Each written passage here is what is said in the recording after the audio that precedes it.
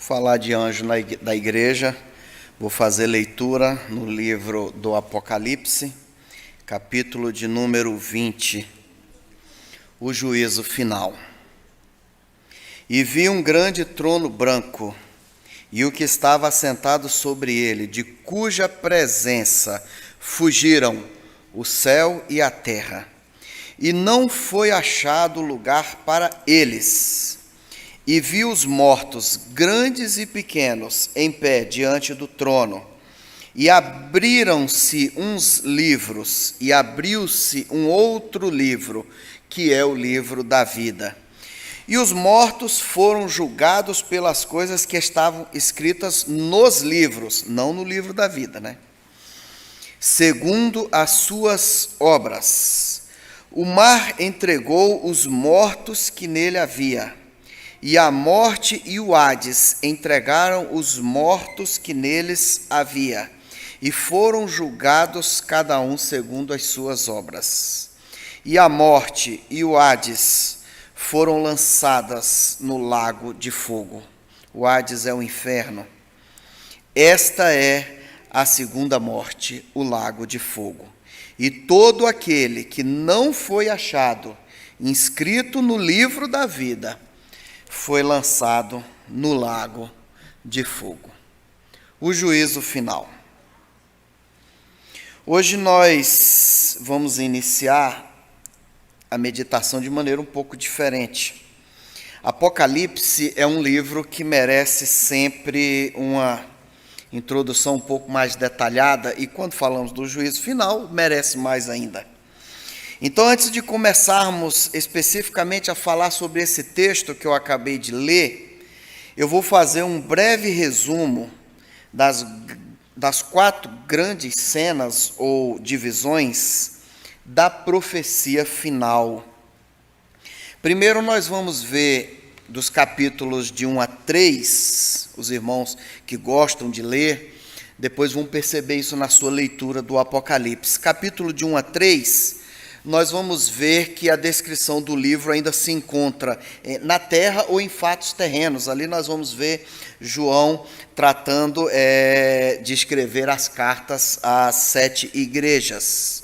Então ali nós temos ainda uma menção às coisas da terra. Ali nós vamos ver Jesus sendo descrito de maneira gloriosa no meio da sua igreja, mas vemos a comunhão com o Senhor já ameaçada, conforme a descrição do escrito de João, aquelas 7 igrejas. Nós vamos ver que a maioria das igrejas recebem alertas, puxões de orelhas, chamadas de atenção do Senhor, para que cuidem. Depois nós vamos ver na segunda cena, do capítulo 4 até o capítulo de número 11, que o descritivo agora transporta-se para o céu. Antes, João, na primeira etapa, está falando das coisas ainda da terra, agora ele vai falar das coisas do céu. João, então, passa a ter visão das coisas do céu, conforme ele nos descreve. E aqui, então, nós encontramos Jesus como cordeiro, sacrificado e santificado pela vida dos homens. Nós vamos ver aqui a adoração agora ocorrendo no céu, de maneira celestial. Depois, na terceira cena, do 12 até o 19, nós então vamos falar de céu e de terra. E aqui se transcorre, então, o descritivo de cenas, em alguns casos, aterrorizantes. Cenas de destruição, cenas de dor, de lamento. Mas, ainda assim, Jesus é descrito como um rei glorioso, e que está retornando agora para vingar a sua igreja e vencer a última de todas as guerras. Não pense o homem que se safará. Haverá sim. Estas guerras que nós vemos e conhecemos não é nada perto da última grande guerra, a qual o Senhor retornará e vencerá o maligno definitivamente. Como resultado dessa última grande etapa e guerra, é claro, tudo vai ser destruído, a terra, céus, inclusive todos os homens.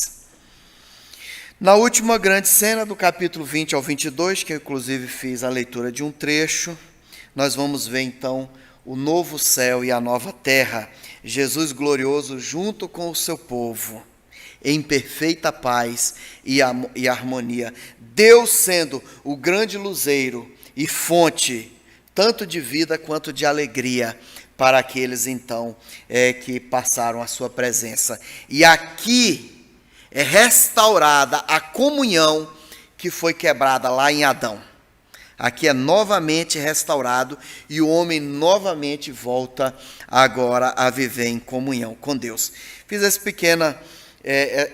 pequena demonstração das divisões para que os irmãos, às vezes os irmãos gostam de ler também o Apocalipse e ficam assim sem saber direito como fazer, então para que tenha-se um pouco mais de compreensão sobre esse trecho que nós vamos falar.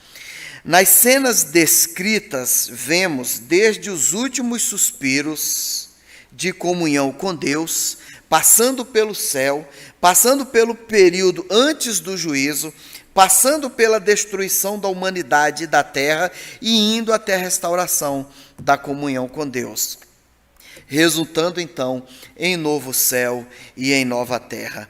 Agora temos então essa compreensão do cenário final e aí podemos então analisar um pouco sobre o juízo final. E para isso nós vamos ver apenas alguns tópicos, não temos aqui o intuito de vencer o assunto, mas de alguns pontos que para hoje o Senhor achou interessante nós destacarmos. Em primeiro lugar, o Apocalipse, ou a visão do Apocalipse, a profecia, ela traz um enfoque ainda forte sobre o lugar. Nós vamos ver que o Apocalipse fala da terra e fala do céu, muito. Em toda a palavra de Deus, eu não sei se os irmãos já conseguiram fazer essa distinção, o céu, ele basicamente tem duas definições.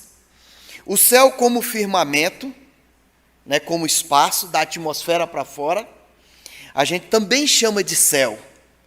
E o céu como morada celestial, como a morada de Deus, como o trono do Altíssimo, local da Nova Jerusalém, como um local espiritual aonde Deus, desde o princípio, tem a sua existência e a sua morada. Então vamos fazer essa distinção, porque o Apocalipse ele fala das duas coisas, então a gente precisa entender quando nós falamos sobre estas coisas. Também nos fala sobre a terra como a morada dos homens, como planeta, nos traz uma lembrança, mesmo sem citar sobre o Jardim do Éden, quando fala de paraíso. Então a terra é o local onde o homem pôde experimentar no início benesses do paraíso. Mas é um lugar onde o pecado se multiplica incessantemente desde o início. E nos tempos atuais, ele se multiplica de maneira alarmante ou assustadora. Para quem gosta de matemática, eu digo que antigamente o pecado se multiplicava usando PA, a progressão aritmética. Hoje ele se multiplica usando PG, uma progressão geométrica. É multiplicado por várias vezes. A terra também é um local de conflito entre o bem e o mal. E o bem nas pessoas está cada vez menor e o mal nas pessoas está cada vez maior. Portanto, nós analisamos o cenário que vivemos da humanidade, da terra, do planeta, dos políticos, das nações, de todos os atritos, e nós vemos que a coisa caminha de mal a pior. De mal a pior, porque a imoralidade se multiplica, a desonestidade se multiplica, a maldade se multiplica, o bem diminui, as pessoas fiéis a Deus diminuem, as pessoas são indiferentes, as pessoas só olham para si. A terra é um local onde o homem está cada vez mais longe de Deus e perto de sua destruição. Então, o Apocalipse vem nos mostrando sobre isso. Então, a primeira coisa que precisamos entender é colocar a nossa prioridade, o nosso foco, a nossa atenção no céu, porque na terra nós não teremos aquilo que nos dá a paz, o sossego, o conforto. Na terra nós vemos que a coisa só tende a piorar. Então nós precisamos colocar o nosso foco, os nossos olhos, a nossa atenção na vida celestial, na vida eterna, na comunhão com Deus. Nós temos que nos desapegar um pouco do materialismo que o século presente tanto nos trouxe. Nós somos muito materialistas. Precisamos nos desapegar um pouco do materialismo, nos apegarmos mais às pessoas. Não é esse o segundo grande mandamento? Amar o próximo como a ti mesmo. Depois nós vamos ver uma seguinte questão: por que ocorrerá o juízo final? E aí é fácil, por causa da tragédia humana. A história da humanidade se transformou numa grande tragédia. E é uma grande tragédia, inclusive, se nós tratarmos em termos literários ou históricos, escritos, a tragédia humana, a história da queda da humanidade, porque ocorrerá o juízo final? Porque as pessoas escolheram abandonar a comunhão com Deus. As pessoas não se importam mais com Deus. Eu digo no geral, né? É claro que existem pessoas ainda que se importam com Deus, nós estamos aqui, mas na maioria, as pessoas não se importam mais com a comunhão com Deus. Muitas pessoas até querem ir para uma igreja, para outra, estou por ali, ó, eu estou aqui, hein? Vocês estão me vendo? Mas não desenvolve a comunhão particular, pessoal com Deus. E é isso que Deus espera de um por um, individualmente. Ocorrerá o juízo final porque as pessoas escolheram praticar toda sorte de pecados e imoralidades. A Bíblia traz um grande destaque para a imoralidade sexual, para a imoralidade sensual. A Bíblia nos diz que isso é visto com nojo pelo Senhor, é visto com abominação, é um pecado ainda pior. Tem gente que fala assim, não existe pecadinho nem pecadão, mas a Bíblia diz que existe abominação, é um pecado de categoria ainda pior. E a imoralidade sexual, sensual, está entre as abominações citadas literalmente pela palavra de Deus. Por isso haverá o juízo final, o fim de tudo. Por isso, como nós conhecemos, será destruído e refeito, é claro. Porque as pessoas passaram a amar muito mais o dinheiro, o poder, o ter e o ser do que a Deus. As pessoas do presente século, elas querem sempre ter mais. Elas querem sempre ser mais. Elas querem ter poder. Elas querem ser famosas. Elas querem ser vistas.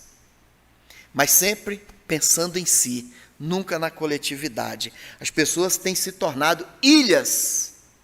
Ilhas. Por isso é que o diabo luta tanto contra as famílias, por isso que a mídia aberta luta tanto contra as famílias, para separar as pessoas, porque na família nós somos um grupo, em comunhão devemos viver. É claro que tem algumas famílias que não, mas sem as famílias nós somos ilhas individuais, soltas, perdidas, sem apreço pelo próximo. As pessoas perderam a conexão com Deus, e o que lhe restaram foi o materialismo. Esse não foi o pecado do jovem, que era talentoso e veio a Jesus. Jesus, o que fazer para ter direito do paraíso, no céu, coisa boa? Aí Jesus disse para ele a real, e ele saiu de cabeça baixa, porque ele tinha tanta coisa que ele não queria trocar o seu luxo e o materialismo que ele gozava pela vida celestial, e saiu ali de cabeça baixa. Haverá o juízo final porque as pessoas perderam o afeto natural com as outras pessoas, com o próximo. Não estou falando aqui de relacionamento amoroso, sensual, sexual. Estou falando de afeto natural, o ser humano próximo. É uma pessoa como nós, Cada uma tem sua particularidade, tem sua característica, uns mais difíceis do que os outros, uns mais falhos do que os outros, deve ser o meu caso, outros mais bonitos, mas as pessoas têm o mesmo nível de importância para Deus. E a humanidade, nesse presente século, perdeu essa afinidade com o próximo. Às vezes a gente anda por a rua reparando, às vezes tem uma pessoa esticada ali, um pedinte, nós até temos dificuldade de julgar se ele merece, não merece ganhar alguma coisa, não vou entrar nesse mérito, mas nos chama a atenção como alguém às vezes pula por cima das pernas do pedinte, não tem coragem nem de desviar, fazendo pouco caso, né? Sendo arrogante, altivo. Porque haverá o juízo final, porque as pessoas passaram a amar e a adorar ídolos e espíritos enganadores, e não a Deus. As pessoas procuram mágicas, fantasias, poderes paranormais, tudo isso longe de Deus, tudo isso afastados de Deus, porque estas coisas não requerem compromisso. Essas coisas não cobram que você deixe de ser pecador. Mas Deus não, para ter comunhão com Deus, para experimentar vida sobrenatural, espiritualidade, autoridade espiritual, é necessário deixar a vida de pecado, deixar de pecar voluntariamente. Haverá o juízo final porque as pessoas não aceitam a Cristo como Senhor e Salvador. Ah, mas eu sou crente. Quando eu era jovem, eu li um livro que eu recomendo. Em seu lugar, o que faria Jesus? No nosso dia a dia, as coisas que a gente faz, no nosso lugar, Jesus faria como? Para nós pensarmos, Cristo ser Senhor quer dizer, Ele é que dita as regras e o rumo da vida, da minha vida, da vida daquele que é seguidor. Não é a pessoa, é Cristo que está no centro. Então as pessoas não aceitam mais a Jesus como Senhor e, consequentemente, como Salvador. As pessoas querem Salvador, mas não querem o senhorio de Jesus Cristo. Querem o lucro, mas não querem andar o caminho, trilhar o caminho. Eu não digo nem pagar o preço, esse termo é errado, o preço Cristo pagou, mas o caminho nós precisamos caminhar. As pessoas não querem. Por isso haverá juízo final, por causa da tragédia humana. E antes do juízo, o que ocorrerá? Além da tragédia humana, que é comportamental, que é de caráter, que é moral, de honestidade, de moralidade sexual e, por fim, espiritual, a terra e o espaço, como nós conhecemos, serão também destruídos, além da humanidade. Tudo será transformado, modificado. Os montes serão abalados, de maneira tal que mudarão de lugar. Aonde é mar, poderá estar seco. Aonde havia lagos, poderá agora haver desertos. Haverá um grande cataclisma. A terra toda será desfacelada. Estrelas serão lançadas do espaço à terra. E a palavra de Deus, não no texto que nós lemos, mas se os irmãos lerem a terceira cena que eu falei, verão que serão lançados na terra estrelas, porque cai do céu, mas são meteoros, pedras do espaço, que destruirão uma grande parte da terra, da existência, da água, dos animais, da vegetação, e os homens praguejarão contra Deus. Não haverá lugar que possam se esconder. É isso que o Apocalipse nos diz, lá do versículo 16 em diante, que está na terceira grande cena. O firmamento será recolhido como um rolo. Os irmãos atentam para aqui o que é o firmamento? É o espaço, é o cosmos.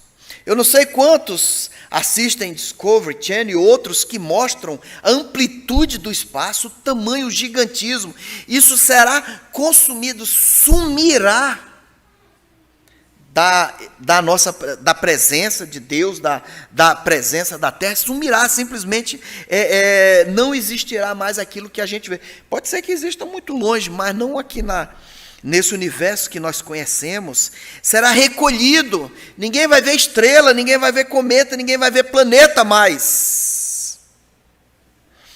O firmamento será recolhido, não haverá mais sol, lua, estrelas ou planetas. A palavra de Deus que nós lemos no capítulo 20 diz que quando o trono de Deus se manifestou para trazer todos os homens o juízo, tudo se recolheu, todas as estrelas, todos os cometas, o espaço, o sol, tudo desapareceu, foi pulverizado. E obviamente todos os homens e mulheres morreram.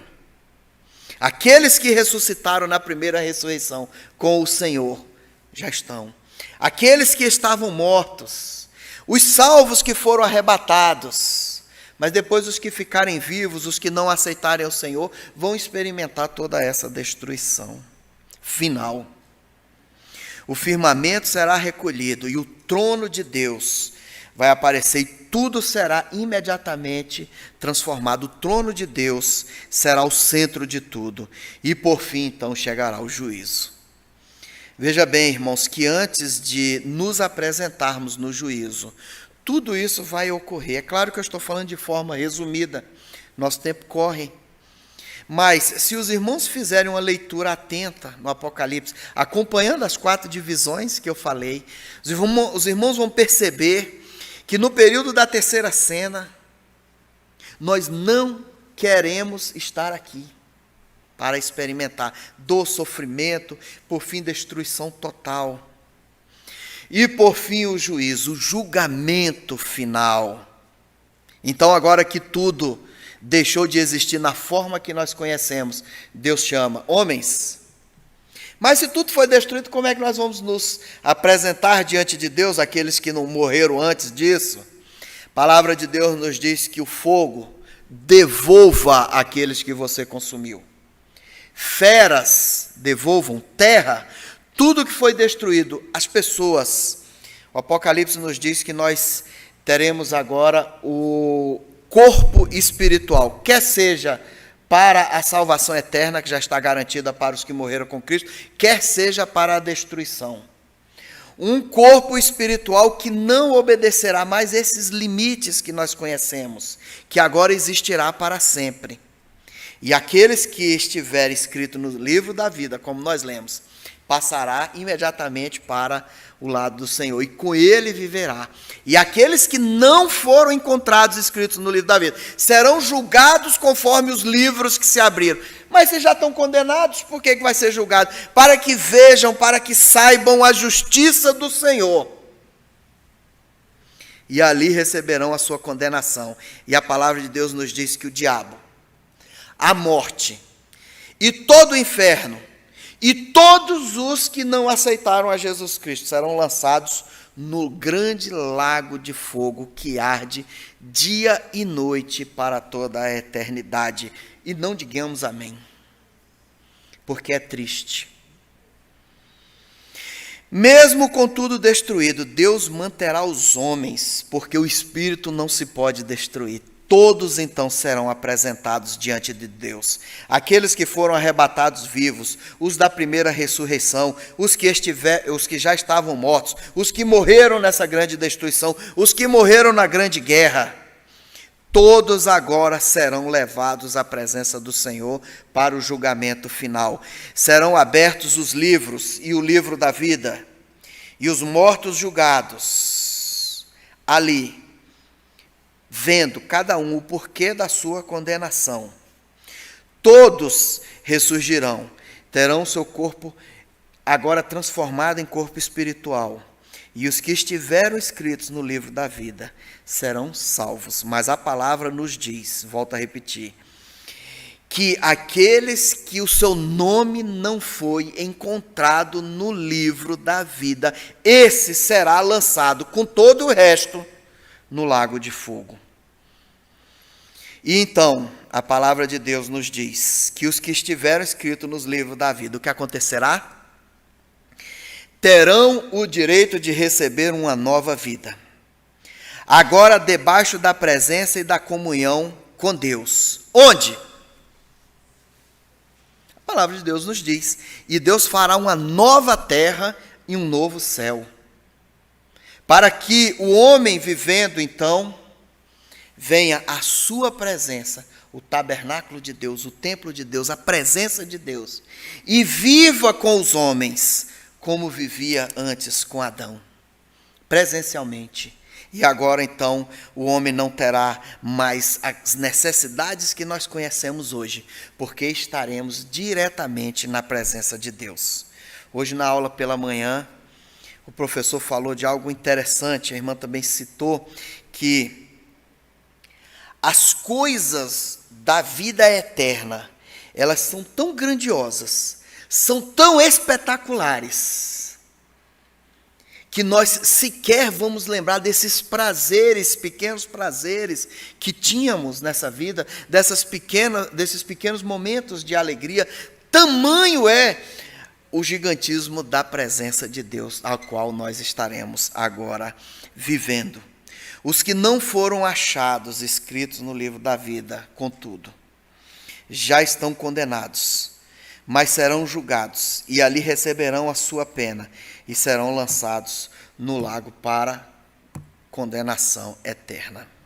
Que Deus tenha misericórdia, que Deus dê oportunidade, que as pessoas que ouvirem não endureçam os corações, porque o que nós falamos aqui é muito sério e é muito urgente. Nós vemos que as coisas da forma que andam, elas só vão evoluir para pior. Muito dificilmente alguma coisa para melhor. Então, o tempo de conversão, o tempo de aceitar a Cristo, o tempo de ter o nome escrito no livro da vida é agora, fazer decisão, viver em comunhão com Deus. Uma vez eu escutei alguém dizendo, o diabo também é crente que estremece. O diabo não é crente que estremece. O diabo conhece a Deus de forma que lhe faz estremecer. Mas crente não significa aquilo que está escrito no dicionário, não se iludam. Crente significa a pessoa que aceitou a Cristo e vive debaixo do seu senhorio. Respeite a nossa palavra, né? Crente significa isso. Então, crentes serão aqueles que terão seu nome escrito no livro da vida. E para concluir, Apocalipse 21, os novos céus, ou o novo céu, depende da tradução bíblica, e a nova terra. E vi um novo céu e uma nova terra, porque já se foram o primeiro céu e a primeira terra, e o mar já não existe. E vi a cidade santa, a nova Jerusalém, que descia do céu, da parte de Deus, adereçada como uma noiva ataviada para o seu noivo. E ouvi uma grande voz vinda do trono, que dizia: eis o tabernáculo de Deus agora está com os homens, pois com eles habitará, e eles serão o seu povo, e Deus mesmo estará com eles, Deus em pessoa. E ele enxugará de seus olhos toda lágrima, e não haverá mais morte, nem haverá mais pranto, nem lamento, nem dor, nem sofrimento, nem SPC, nem Serasa, nem dívidas, nem políticos, porque já as primeiras coisas são passadas. E o que estava assentado sobre o trono disse: eis que faço novas todas as coisas. E acrescentou: escreve, porque estas palavras são fiéis e verdadeiras. E aquele que vencer dará todas estas coisas, e eu serei o seu Deus, e ele será o meu filho. Hosana. Que Deus nos abençoe, que a sua palavra seja viva nas nossas vidas e que nos dê condições de cada dia ser melhor, de cada dia buscarmos o caminho da comunhão com Deus. Lembremos do Evangelho de João, o caminho não é fácil, o caminho é difícil, mas nós temos que ir vencendo etapa por etapa, para estarmos no aquele que vencer dará. Que Deus abençoe os irmãos, que Deus abençoe a todos que estão nos assistindo pela internet ou que vão assistir no futuro.